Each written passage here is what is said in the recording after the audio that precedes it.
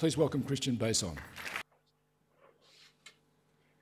You're welcome. I hope you can hear me. I'm not sure I heard the last of your sentence, so I'm not getting the sound from the auditorium. But if everybody nods, then I know that you can hear me. Okay, I saw that. Thank you. Right, so it's a pleasure to be with you. I know this was a short notice, but hopefully I can contribute a little bit to what the previous speaker said about clarifying and being more maybe conscious about ways of involving and engaging with citizens. And in my case, the particular perspective will be how can we engage citizens to drive innovation in policies and services, and really to engage them to create better outcomes. Next slide, please. So, of course, we all know the backdrop to this, which is really a bit of a perfect storm that is hitting a lot of governments around the globe for various reasons in different countries. But still, if you look across the OECD, you're seeing a bit of a toxic mix, or you're seeing multiple winds and impacts stemming from demographic change, stemming from the cost of new technologies that governments are expected to apply. The rising citizen expectations for governments to deliver, as was also mentioned in the previous presentation. And you're seeing, with the demographic changes and aging, you're seeing particular sectors like the healthcare sector and the service and social service sectors really undergoing massive pressures and transformations in Denmark and also in the United States. Special needs in education is a major issue, and so on. One example that I would like to highlight and just start off with is a short story from the health sector, where a Danish hospital really innovated around the patient experience.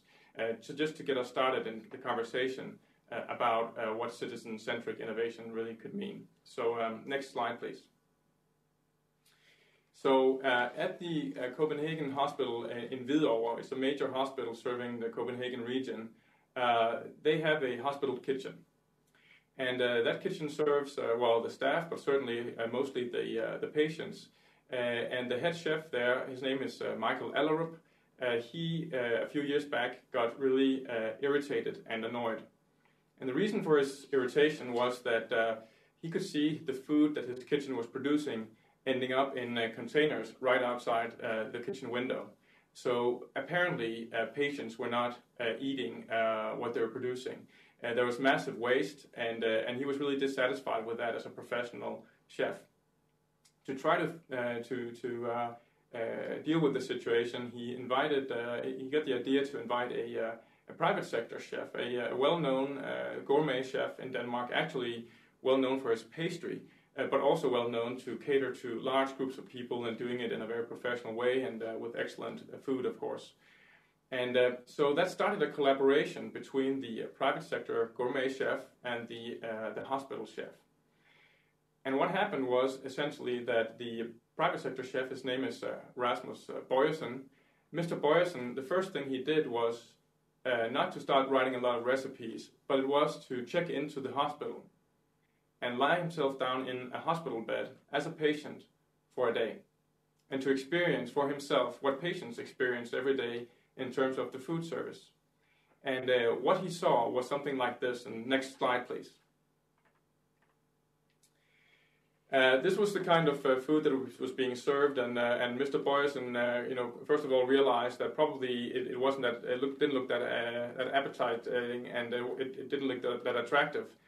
He also realized that when you serve all the meals at the same times of day and same size of portions, perhaps it doesn't fit with what you feel like eating, and particularly after an operation or when you're awake at strange hours of the day. So what he did was he really experienced for himself what were the challenges in the meal service as it was, and he came up with a number of potential solutions in collaboration with the hospital chef to introduce a restaurant-style menu where people could pick off what they wanted, to introduce smaller meals for aging citizens, older citizens that couldn't eat so much, or citizens after an operation, to introduce organic food and fresh food, and make sure that you could order any time of the day as well. So now the food at the Hvidovre Hospital looks like this. Next slide, please. And of course, it's wonderful to be able to come up with better food and provide it as the service in a more tailored way and differentiated and to each individual's needs. So the service experience was certainly improved here. But more interestingly, perhaps, the production of that food cost 30% less than before, because mainly because of less waste. Now the patients would actually eat the food, and they will also be able to produce much more on demand, following this restaurant-style menu system rather than just a bulk system. That wasn't the end of it, because the private chef, Rasmus Boyersen, thought to himself, well, you know, we're at a hospital, and I'm wondering whether this food is not also making people more healthy. And since we're at a hospital, there might be a professional around who could even measure that. So he actually started a collaboration with one of the resident doctors there to measure whether the better food had any impact on average length of stay at the hospital. And it turned out that it reduced the average amount of stay with about a full day. As you can imagine, that is a massive saving for a hospital to be able to cut down on the length of hospital stay. So this little story from real life in Copenhagen, Denmark, in the hospital. Next slide, please. Illustrates, I think, some of the value that can come from starting from a citizen point of view and redesigning services or policies and whatever kind of services we're talking about around the citizen experience. In the case of Hvidovre Hospital, well, certainly productivity increased by around 30%, at least, probably more, because of the reduction of the length of hospital stays. Better service experience for citizens, which is, you know, certainly what they were beginning to expect in a country like Denmark with a big public sector from a hospital. And also better outcomes in terms of actually producing more health. Democracy in terms of participation and so on, maybe that wasn't so much the value of this particular project, but certainly you're seeing how, in this case, the innovation of this food service impacted actually on multiple types of value or multiple bottom lines. And this is really the challenge, I believe, of public sector innovation, is to add value across multiple dimensions, not just productivity, but also the service experience and also outcomes. And the interesting point is that if you start from the citizen's perspective and understand how they experience what you're doing to them, that is often the trigger or the lever you can start with to generate that kind of value across multiple dimensions. Next slide, please. So this idea of citizen-centered governance or citizen-centered innovation or user-driven innovation and all these different words we put to it, seems to me to be a consensus around the globe now that we know there's value to harvest and there can be value from engaging citizens in new ways. The question is just how to do it and what are the ways in which we can. And that's what I'll try to explore with you today. Next slide, please. So at MindLab, what we do is we run innovation projects with our colleagues in these three ministries. Top left is the Ministry of Employment, top right is the Ministry of Economic and Business Affairs, and the bottom left is the Ministry of Taxation. You can see it's Denmark because of the bicycles in some of the photos. And what we do is really to not come up with ideas on behalf of our colleagues who are public servants like us, but we try to facilitate processes and support and help them in creating better ideas. Next slide, please. So MindLab looks like this.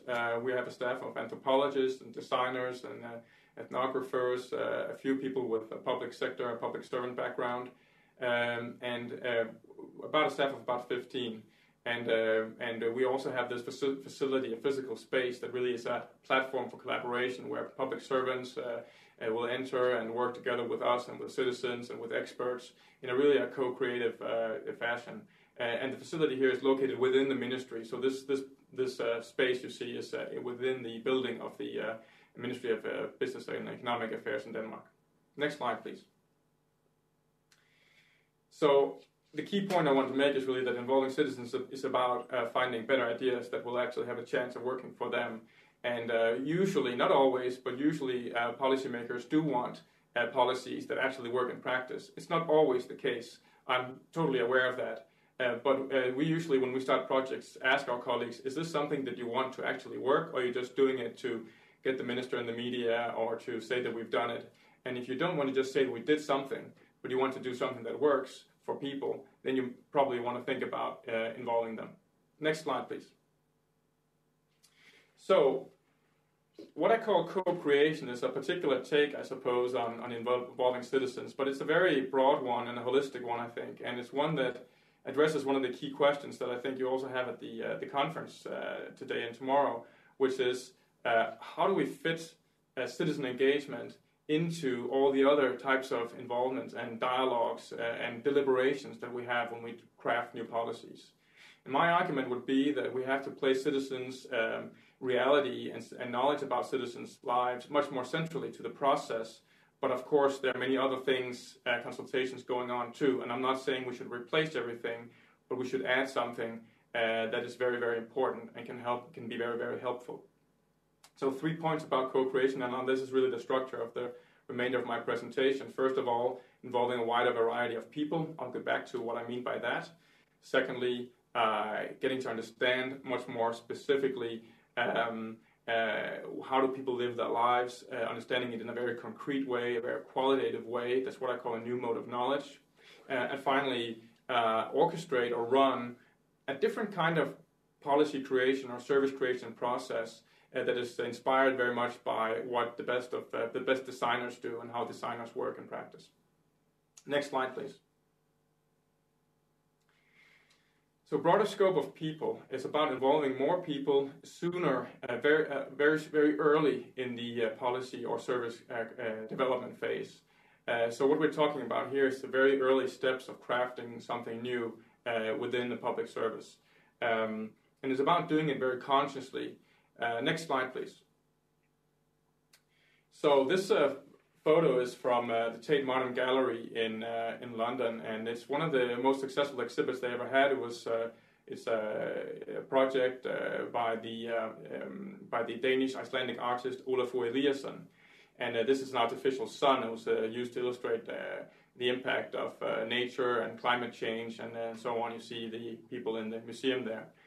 Now, the reason I'm showing you this photo is that when we were asked to orchestrate a policy process involving 6 different Danish government departments, both some of those we work with, but also others that got involved, climate change, energy, environment, foreign affairs, we invited this artist, Ólafur Eliasson, who's done a lot of work also with private companies like BMW about climate change, to give a presentation to this group of about 20 senior public servants. We also invited private businesses that were on the forefront of clean technologies and on the forefront of developing new solutions to climate change.